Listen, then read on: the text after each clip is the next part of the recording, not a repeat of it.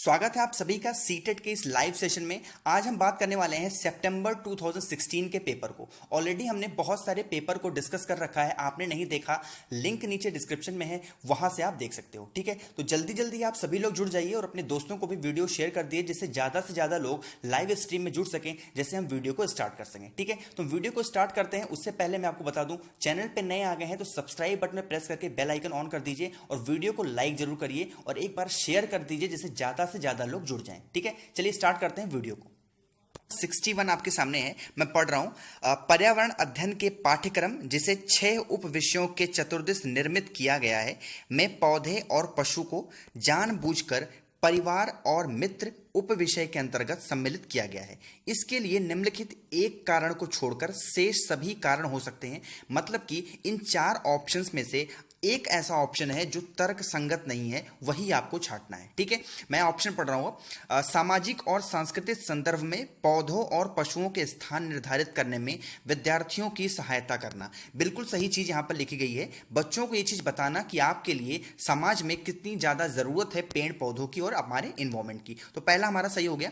दूसरा है इस बात को उभारना कि किस प्रकार मनुष्य एक दूसरे से घनिष्ठ संबंधों को साझा करते हैं। यह भी सही है। बताना कि जो है एक ह्यूमन के बीच में कैसा रिलेशनशिप होता है, यह भी बताना बिल्कुल सही है।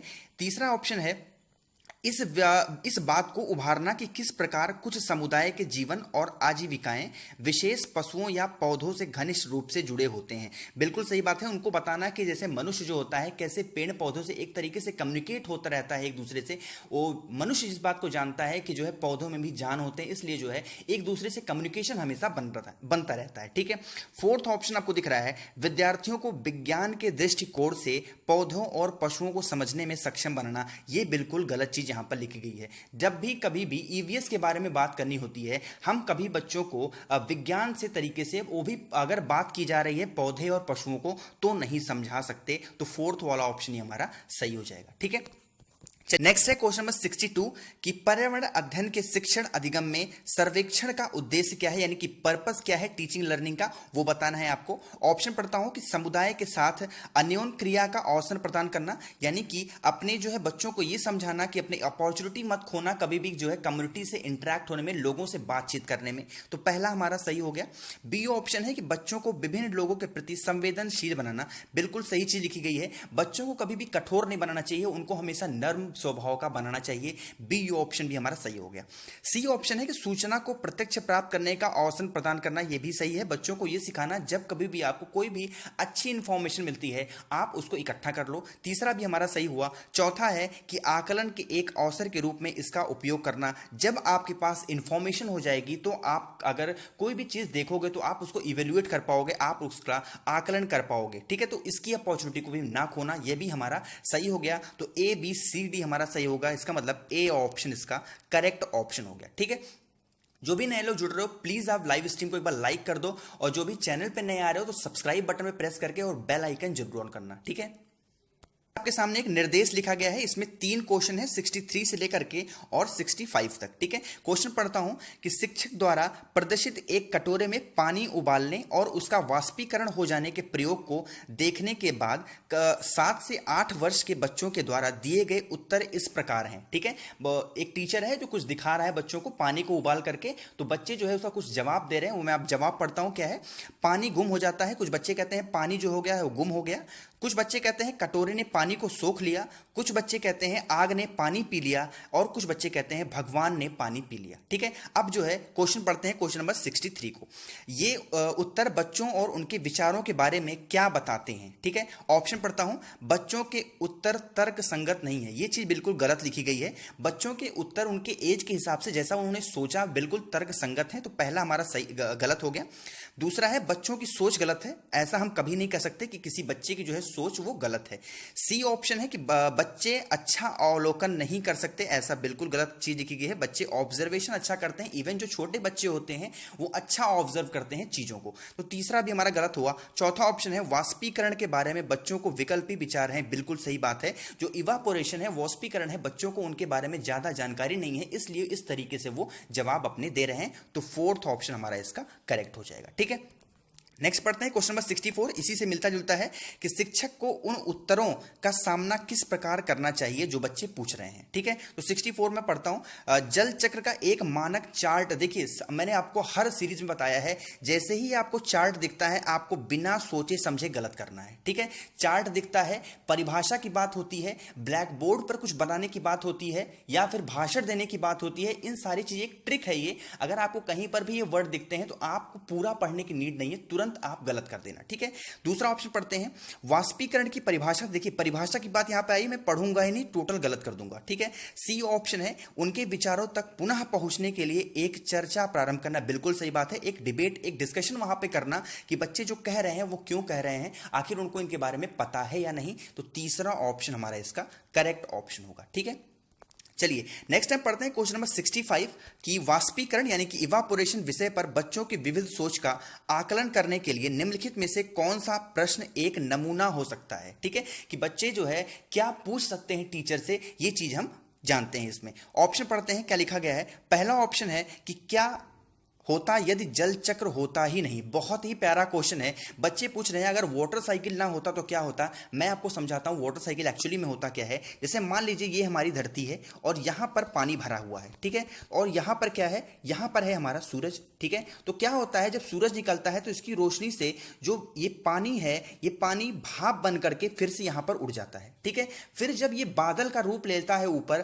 फिर यही जो है बादल फिर ये पानी के फॉर्म में नीचे आता है। तो आप देख सकते हैं एक साइकिल बन रहा है, यही होता है वाटर साइकिल। ठीक है, कि पानी से एक बार जो है भाप बनना और वही भाप जो है कन्वर्ट हो जाता है किसमें, पानी बन करके फिर से बरसता है, यही होता है वाटर साइकिल। ठीक है, तो बच्चे ये क्वेश्चन जरूर पूछ सकते हैं कि सर अगर वाटर साइकिल ना होता तो क्या होता। मुझे और ऑप्शन पढ़ने की नीड नहीं है, पहला वाला ही हमारा सही हो गया, तो पहला हमारा करेक्ट ऑप्शन। ठीक है, नेक्स्ट है क्वेश्चन नंबर 66 और 66 स्टार्ट करने से पहले अगर आपने चैनल को सब्सक्राइब नहीं किया प्लीज आप सब्सक्राइब बटन पे प्रेस कर दो। ठीक है, ताकि मुझे भी अच्छा लगे कि बच्चे मुझे पसंद कर रहे हैं। अगर आपको पसंद भी आ रही वीडियो, आप वीडियो को लाइक जरूर कर दीजिएगा। ठीक है, तो स्टार्ट करते हैं। क्वेश्चन नंबर 66 कह रहा है कि निम्नलिखित में से कौन सा राज्य जम्मू और कश्मीर के पड़ोसी राज्य हैं। ये मैंने अपने शायद पार्ट 3 या पार्ट 4 में बाकायदा मैप से सबको समझा रखा है। ठीक है, यहां पर भी आपको समझाता हूं। देखिए इस तरीके से कुछ ऊपर का पार्ट होता है जम्मू कश्मीर का, ये वाला एरिया जो है जम्मू कश्मीर का होता है। इसके ठीक नीचे यहां पर होता है हमारा हिमाचल प्रदेश, और हिमाचल प्रदेश से यहां नीचे सटा हुआ होता है पंजाब। ठीक है, और देखिए यही ये राज्य हैं हिमाचल प्रदेश और पंजाब जो जम्मू कश्मीर से सटे हुए होते हैं। तो जो पहला ऑप्शन आपको दिख रहा है हिमाचल प्रदेश और पंजाब, यही वो राज्य हैं जो जम्मू कश्मीर के पड़ोसी राज्य होते हैं। तो ए ऑप्शन यानी कि पहला हमारा जो है वो करेक्ट ऑप्शन होगा। ठीक है, नेक्स्ट बढ़ते हैं क्वेश्चन नंबर 67 की तरफ। बहुत ही प्यारा क्वेश्चन है, मैंने कई बार इन सभी के बारे में बता रखा है आपको। पढ़ते हैं क्वेश्चन को। कह रहा है कि प्रत्येक स्थान के नाम के साथ उस क्षेत्र के बारे में जाने वाले सामान्य घरों के सही विवरण का मिलान करिए। ठीक है, यानी कि यहां पर स्थान के नाम दिए गए हैं और वहां कैसे घर होते हैं वो यहां पर दिए गए हैं। ठीक है, अब मैं पढ़ता हूं। देखिए मैंने आपको मनाली के बारे में बता रखा है कि वहां पर जो है बर्फ वगैरह पड़ती रहती, इसलिए जो है उनके छत जो है एक झोपड़ी की तरह कुछ इस तरीके से बने होते हैं। अब झोपड़ी वाले घर कहां पर हैं, पढ़ता हूं। बांस के खंभे इसमें नहीं है, पत्थर या लकड़ी से ढालू छत वाले। देखिए दूसरा ऑप्शन आपको दिख रहा है पत्थर या लकड़ी के ढालू छत वाले, यानी कि पहले का तो हमारा दूसरा हो गया। ठीक है, अब पढ़ते हैं राजस्थान का। राजस्थान में बताया था मैंने कि गर्मी बहुत पड़ती है, इसलिए वहां पर मोटी दीवारें होती हैं और छत को कटीली बनाते हैं।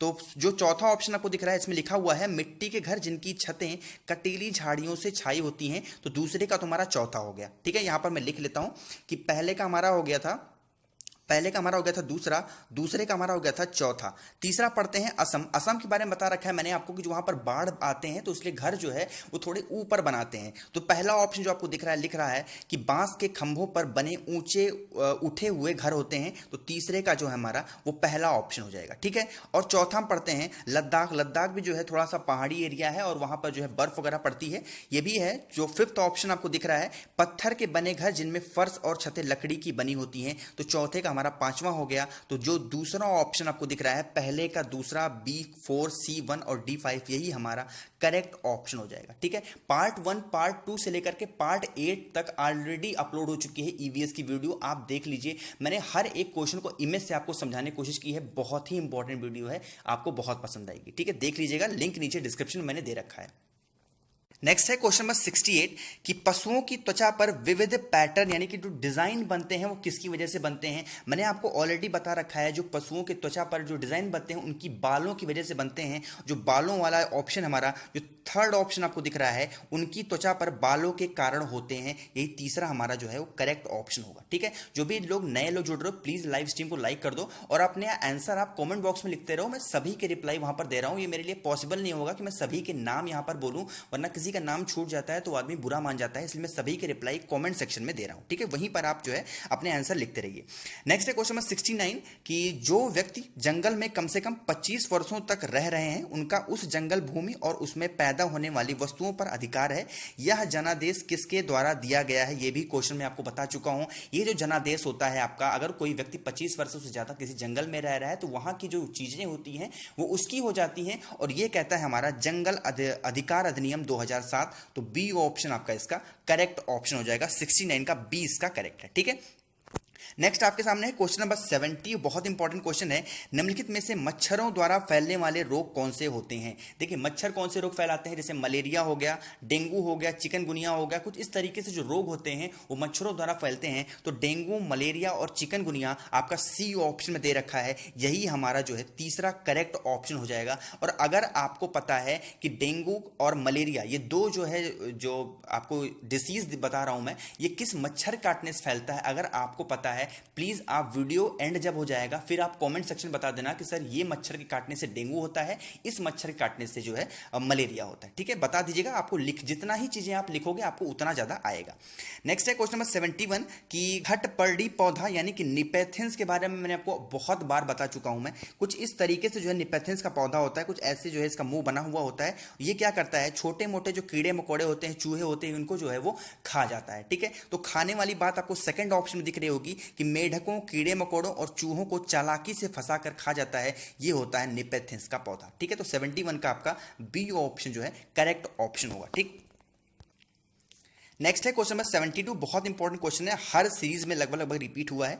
नीचे दिए गए खाद्य पदार्थों के किस समुच्चय में लौह तत्व प्रचुर मात्रा में पाया जाता है। तो जो लौह तत्व यानी कि Fe की यहां पर बात की जा रही है। अगर किसी को हेमोग्लोबिन की कमी हो जाती है, इसका मतलब उसके अंदर आयरन की कमी हो गई है, और क्या चीज खाने से उसके अंदर आयरन बढ़ जाएगा, यही वो पूछ रहा है। तो जो आंवला होता है, पालक होता है और गुड़ खाने से, जो आपको फोर्थ ऑप्शन दिख रहा है, इसको खा लेने से क्या होता है, शरीर के अंदर आयरन की जो है कमी वो खत्म हो जाती है। तो फोर्थ ऑप्शन आपका इसका करेक्ट ऑप्शन हो जाएगा। ठीक है, एक चीज और यहां पर आपको बता दूं, अगर आपके अंदर हीमोग्लोबिन कमी हो जाती है तो कभी कभी क्वेश्चन पूछ लेता है कि अनीमिया क्या किस कारण से होता है। ठीक है, तो जो हीमोग्लोबिन होता है, जब हीमोग्लोबिन कमी हो जाती है तो उसी को हम अनीमिया का रोग कहते हैं। ठीक है, इस चीज को भी आप ध्यान रखिए, कभी कभी क्वेश्चन जो है घुमा करके पूछ लेता है। नेक्स्ट आपके सामने क्वेश्चन नंबर 73 कि हमारे देश के लगभग सभी भागों में मिर्च का उपयोग भोजन पकाने के लिए किया जाता है। हमारे देश में मिर्च को लाने वाले व्यवसायी कहां से आए थे। जल्दी जल्दी कमेंट से आप बता दीजिए। फर्स्ट ऑप्शन है दक्षिण अमेरिका से, बी ऑप्शन अफगानिस्तान से, सी ऑप्शन ऑस्ट्रेलिया से, या फिर डी ऑप्शन उज्बेकिस्तान से। तो मैं आपको बता दूं मिर्च को लाने वाले कहां से आए थे, ये आए थे दक्षिण अमेरिका से। तो ए ऑप्शन आपका इसका करेक्ट ऑप्शन होगा। ठीक, नेक्स्ट है क्वेश्चन नंबर 74। निम्नलिखित में से कौन सा पक्षी फैक्टस पौधों के कांटों के बीच अपना घोंसला बनाते हैं, ये चीज आपको बतानी है। मैंने ये भी आपको कई बार बता चुका हूं मैं। तो वो जो होते हैं, वो फाख्ता चिड़िया जो होती है, वो कांटों के बीच अपना घोंसला बनाती है। तो थर्ड ऑप्शन जो है इसका करेक्ट ऑप्शन। गए जीवों के समूहों में से किसकी दृष्टि श्रेष्ठ होती है तथा वे मनुष्यों की तुलना में 4 गुना अधिक दूरी तक देख सकते हैं। ये क्वेश्चन मैंने हर सीरीज में बताया है, आप देख सकते हैं कितनी बार रिपीट हो रहा है क्वेश्चन। ठीक है, तो वो कौन सा जानवर होता है, वो होता है आपका गरुड़ या फिर गिद्ध, इसको आप चील भी कह सकते हो। तो बी ऑप्शन जो है वो इसका करेक्ट ऑप्शन होगा। ठीक है, नेक्स्ट है आपके सामने क्वेश्चन नंबर 77। बहुत बड़ा क्वेश्चन है लेकिन जो है इजी बहुत है। इसमें जो है एक फसल के बारे में पूछ रहा है कि कौन सी फसल है। मैं पढ़ता हूं क्वेश्चन। एक फसल को काटने के पश्चात खेत को कुछ वर्षों के लिए खाली छोड़ दिया जाता है, उसमें कुछ भी उगाया नहीं जाता है। इस भूमि में बांस या अन्य खरपतवार जो भी कुछ उग जाते हैं उन्हें उखाड़ा नहीं जाता, काट कर जला दिया जाता है। यह राख भूमि को उर्वर बनाती है यानी कि फर्टिलाइज बनाती है। जब यह भूमि खेती के लिए तैयार हो जाती है तब उसे हल्का सा खोदा जाता है, भूमि को जोता नहीं जाता और उस पर बीज छिड़क दिए जाते हैं। ठीक है, तो ये किस प्रकार की खेती होती है ये पूछ रहा है। तो ये किस प्रकार की खेती है, ये होती है आपकी झूम खेती, इसको हम बोलते हैं। तो ए ऑप्शन जो पहला है इसका करेक्ट ऑप्शन होगा। ठीक है, अपने आंसर आप कमेंट बॉक्स में लिखते रहिए प्लीज। नेक्स्ट है क्वेश्चन नंबर 78 कि जब कोई सपेरा अपने वाद्य यंत्र यानी कि बीन को बजाता है तो सांप उसकी ध्वनि पर अपने सिर को इधर उधर घुमाता है। अपने विचार को सांप के वाद्य यंत्र के प्रति अनुक्रिया कैसे कर रहा है। थोड़ा सा मैं आपको सांप के बारे में पहले बता दूं। जो सांप होता है वो सुन नहीं सकता। अब मैं आपको बता देता हूं। अब आप ऑप्शन जब पढ़े होंगे, जब मैंने आपको बता दिया कि सांप सुन नहीं सकता, अब आपको ऑप्शन से सब कुछ क्लियर हो जाएगा। ठीक है, वह याद यंत्र को सूंघ करके नहीं, बिल्कुल नहीं। बी ऑप्शन है उस याद यंत्र की ध्वनि को सुनकर। मैंने आपको बता दिया जो सांप होता है वो सुन नहीं सकता, तो बी तो गलत हो गया। उस वाद्य यंत्र की गति को देख करके, बिल्कुल गलत। वो गति कैसे देख लेगा कि वाद्य यंत्र किस गति से जा रहा है। फोर्थ ऑप्शन है उस वाद्य यंत्र द्वारा उत्पन्न कंपनों, बिल्कुल सही बात है। जो सांप होता है वो वाइब्रेट जो होता है उससे रिएक्शन करता है। इस बात को आप हमेशा ध्यान रखिएगा। आप देखते होंगे जो सपेरे लोग जो बीन वगैरह बजा करके दिखाते हैं गांव वगैरह में या फिर शहरों में भी दिखाते हैं, वो सांप जो इधर उधर करता है वो उसकी आवाज को सुनकर नहीं, जो उसके से वाइब्रेशन निकलती है उस वाइब्रेशन के तरफ वो इधर उधर जो अपना सर को हिलाता है। तो फोर्थ ऑप्शन जो है वो इसका करेक्ट ऑप्शन होगा। ठीक है, नेक्स्ट है क्वेश्चन नंबर 79। परिवार एक इकाई होता है, एक यूनिट होता है जिसमें माँ बाप और उनके 2 बच्चे होते हैं। यह कथन कहां तक सत्य है, यह आपको बताना है। यह क्वेश्चन भी मैं आपको ऑलरेडी करा चुका हूं अपने किसी ना किसी सीरीज में। इस बात को मैं आपको पहले बता दूं। ऑप्शन पढ़ता हूं कि पहला ऑप्शन है कि सही नहीं है, क्योंकि परिवार कई प्रकार के होते हैं तथा परिवार का केवल एक ही प्रकार में वर्गीकरण नहीं किया जा सकता। बिल्कुल सही बात, पहला ही ऑप्शन हमको मिल गया। जो परिवार होते हैं इंडिया में, ऐसा कोई जरूरी नहीं कि उनके पास 2 बच्चे हों या फिर माँ बाप हों। ठीक है, ऐसे बहुत से परिवार है जिनके एक ही बच्चे हैं, या फिर बहुत से ऐसे परिवार है जिनके एक से ज्यादा बच्चे हैं। तो किसी को एक ही तरह क्लासीफाई हम नहीं कर सकते, किसी एक ही वर्गीकरण में हम नहीं रख सकते। तो पहला हमारा जो है यही इसका करेक्ट ऑप्शन होगा। ठीक है, नेक्स्ट आपके सामने है क्वेश्चन नंबर 80 कि मानव के पेट में आमाशय रस की प्रकृति कैसी होती है और वह भोजन के पचाने में सहायता करता है। ठीक है, ऑप्शन पढ़ता हूं। न्यूट्रल होता है यानी उदासीन होता है, एसिडिक होता है, अम्लीय होता है, एल्कलाइन होता है, क्षारीय होता है, या फिर एपोटेरिक होता है, उभयधर्मी होता है। ठीक है, तो जो हमारे पेट में गैस्ट्रिक जूस जो होता है बनता है, उसको पचाता है जो खाना, वो होता है आपका एसिडिक होता है। इस बात को भी आप ध्यान रखिएगा, यानी कि अम्लीय होता है। तो बी ऑप्शन आपका इसका करेक्ट ऑप्शन होगा। ठीक, 2 क्वेश्चन मैंने और स्किप किए हैं, मैं उसको बाद में आपको बता दूंगा किसी और सीरीज में, क्योंकि थोड़ा क्लियर वो नहीं दिख रहे थे। ठीक है, क्वेश्चन नंबर 85 पढ़ता हूं। नीचे पौधों के बारे में बच्चों से कुछ सहानुभूति विचार दिए गए हैं, इनमें से कौन सा विचार वैज्ञानिक दृष्टि से ठीक है, इसको आप ध्यान रखिएगा। साइंटिफिकली करेक्ट ये आपको बताना है। ठीक है, बीज किसी पौधे का हिस्सा नहीं होते, गलत।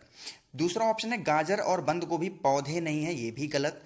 घास पौधा नहीं होता, ये भी गलत। लेकिन जो फोर्थ ऑप्शन आपको दिख रहा है कुछ सब्जियां फल होती हैं, ये बिल्कुल सही बात है। जो कुछ सब्जियां होती हैं फल होती हैं। एक एग्जांपल लेता हूं, मैंने हर सीरीज में एग्जांपल लिया है, इस सीरीज में एग्जांपल लेकर बताता हूं। जो केला होता है, जो जब वो कच्चा होता है हम उसको एज ए सब्जी के रूप में यूज करते हैं, लेकिन जब वही वो केला पक जाता है तो उसको फल के रूप में यूज करते हैं। फोर्थ ऑप्शन आपका इसका करेक्ट ऑप्शन होगा। ठीक, नेक्स्ट है क्वेश्चन नंबर 86 कि कक्षा 4 की एक शिक्षिका ने अपने विद्यार्थियों से कहा, कुछ वयोवृद्ध लोगों यानी कि जो कुछ पुराने लोग हैं, कुछ ओल्ड पीपल हैं, उनसे यह पूछिए कि जब वो जवान थे तो क्या उन्होंने कुछ ऐसे पौधे देखे थे जो आजकल नहीं दिखाई पड़ते। उपयुक्त प्रश्न के पूछे जाने पर निम्नलिखित में से किस कौशल के आकलन की संभावना नहीं है। यहां पर नहीं पूछा है, इस चीज को भी आपको ध्यान रखना है। हाँ नहीं पूछा, यहां नहीं पूछा है। पहला है प्रश्न पूछना, तो बिल्कुल सही बात है, हम उनसे प्रश्न पूछ रहे हैं।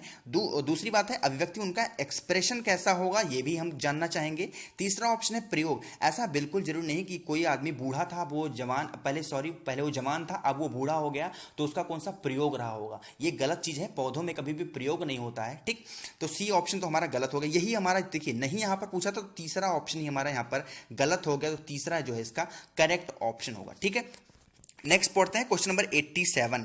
एक शिक्षक प्रत्येक बच्चों को अपने घरों की रद्दी सामग्री से कुछ उपयुक्त वस्तु बनाने को कहता है। शिक्षक का शैक्षिक अभिप्राय नहीं है, यहां पर भी नहीं पूछा है, इस चीज को भी आप ध्यान रखिएगा। कभी कभी क्या होता है, हम जल्दीबाजी में एग्जाम में ये नहीं वर्ड को नहीं पढ़ते और पूरा क्वेश्चन गलत करके चले जाते हैं। हमेशा एग्जामिनेशन में क्वेश्चन को बहुत ध्यान से पढ़ना है, वहां पर हाँ पूछा है या फिर नहीं पूछा है। इस क्वेश्चन में नॉट पूछा है, नहीं पूछा है। मैं ऑप्शन पढ़ता हूं। कक्षा के श्रेष्ठ विद्यार्थियों के बारे में निर्णय करना, बिल्कुल पहला वाला ही हमारा गलत हो गया। ये मतलब कि जो नहीं पूछा था यही सही हो गया। बच्चों का जो है श्रेष्ठ विद्यार्थियों का ऐसा कोई जो है मतलब नहीं होता शिक्षक का। हर शिक्षक को, हर विद्यार्थी को एक समान शिक्षा देने का अधिकार होता है। तो पहला वाला ऑप्शन ही हमारा सही ऑप्शन होगा। ठीक है, दूसरा ऑप्शन है बच्चों में सृजनशीलता का विकास करना, बिल्कुल सही बात है। उनके अंदर जो है क्रिएटिविटी लाना, दूसरा हमारा सही है। तीसरा है बच्चों को पुनर्संस्करण पुनः प्रयोग और रूपांतरण को समझाने देना, यानी कि उनके पास कॉन्सेप्ट को समझाना, हर चीज को जो है अच्छे तरीके से समझाने की कोशिश करना, ये शिक्षक का काम होता है। फोर्थ ऑप्शन है कूड़े से बनी श्रेष्ठ वस्तुओं की प्रदर्शनी आयोजित करना। बिल्कुल सही है, बच्चों को प्रोत्साहित करना कि आपके घर में जो भी रद्दी चीज पड़ी गई है, जो कूड़े में रखी गई है, आप उसका सही ढंग से उपयोग करिए और उसकी प्रदर्शनी लगाइए और उसको जो है लोगों को समझाइए और दिखाइए। ठीक है, तो पहला ऑप्शन जो है इसका सही ऑप्शन होगा। ठीक, नेक्स्ट है क्वेश्चन नंबर 88। निम्नलिखित प्रश्नों को पढ़िए। मैं प्रश्न पढ़ रहा हूं ABCD कि मैंने क्रियाकलाप की योजना कितनी अच्छी बनाई, B है मैंने योजना का अनुसरण कितना अच्छा किया, C है कि मेरी शक्तियां क्या थी, या फिर D है मुझे सचमुच कठिन क्या लगा। ठीक है, अब ये सारे प्रश्न थे। अब मैं उत्तर पढ़ता हूं कि ऐसा कौन सोच सकता है। पहला है शिक्षक द्वारा समग्र आकलन, यानी कि जो टीचर है वो असेसमेंट कर रहा है। बिल्कुल गलत चीज लिखी गई है, ऐसा नहीं है कि टीचर जो है सिर्फ असेसमेंट कर रहा है। ठीक है, B ऑप्शन है बच्चे का स्व आकलन, जो बच्चे जो है अपने आप को सेल्फ असेसमेंट कर रहे हैं, ये भी गलत बात है। ये बच्चा और टीचर या फिर कोई भी खुद कर सकता है, सिर्फ यहां पर बच्चों की बात नहीं की जा रही। सी ऑप्शन है टीचर्स जो है सेल्फ असेसमेंट, यानी कि शिक्षकों का स्व आकलन, ये भी गलत है, यहां पे बच्चे भी कर रहे हैं। लेकिन जो डी ऑप्शन आपको दिख रहा है बच्चों और शिक्षकों दोनों का स्व आकलन, यानी कि इनमें ये जो चारों दिए गए हैं इसको जो है बच्चे और टीचर कोई भी सोच सकता है, तो फोर्थ ऑप्शन हमारा इसका करेक्ट ऑप्शन हो जाएगा। ठीक है, ध्यान रखिएगा आप लोग।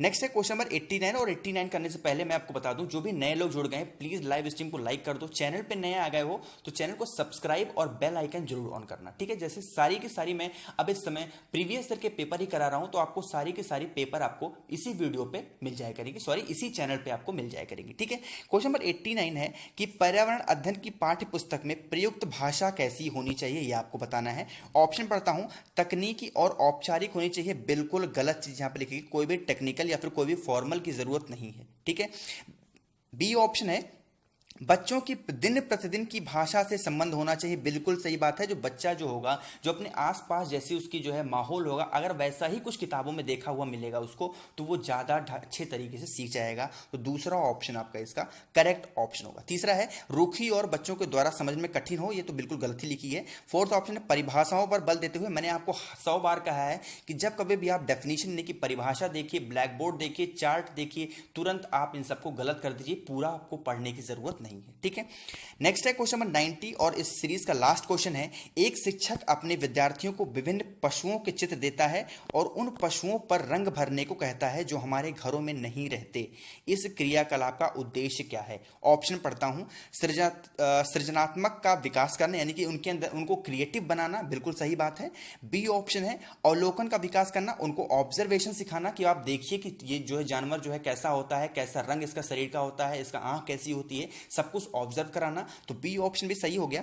सी ऑप्शन है वर्गीकरण कौशल का विकास करना, यानी कि उसके अंदर स्किल डेवलप करना, बिल्कुल सही बात है, सी ऑप्शन भी हमारा सही हो गया। डी है डाटा संग्रह का विकास करना, डेटा कलेक्शन की बात ऐसा कोई जरूरी नहीं की जाए, क्योंकि जो है अगर उनको बात की जा रही है जो है जानवर की, सिर्फ रंग भरने की बात की जा रही है, कोई उसके बारे में जानकारी इकट्ठा नहीं करने की बात की जा रही है कि आप सब कुछ इसके बारे में जान लो। ठीक है, तो डेटा कलेक्शन तो हमारा गलत हो गया, यानी ए बी सी हमारा करेक्ट होगा। और जो बी ऑप्शन यानी कि दूसरा है, इसी में ए बी और सी दिया गया है, इसका मतलब बी ऑप्शन आपका इसका करेक्ट ऑप्शन होगा। ठीक है, इस सारे के सारे 90 क्वेश्चन मैंने बता दिया आपको। आई होप कि वीडियो आपको पसंद आई होगी। वीडियो आपको पसंद आती है प्लीज आप वीडियो को लाइक कर दिया करो, चैनल पे नए आए हो सब्सक्राइब बटन पे प्रेस करके और बेल आइकन जरूर ऑन कर दिया करो। ठीक है, नेक्स्ट वीडियो आपकी कौन सी चाहिए आप मुझे कमेंट सेक्शन में बता देना। 5 से 10 मिनट के बाद वीडियो अपलोड हो जाएगी, वहां आपको मुझे कमेंट सेक्शन में बता देना। ठीक है, thank you so much for watching this video. Keep smiling, stay home, stay safe.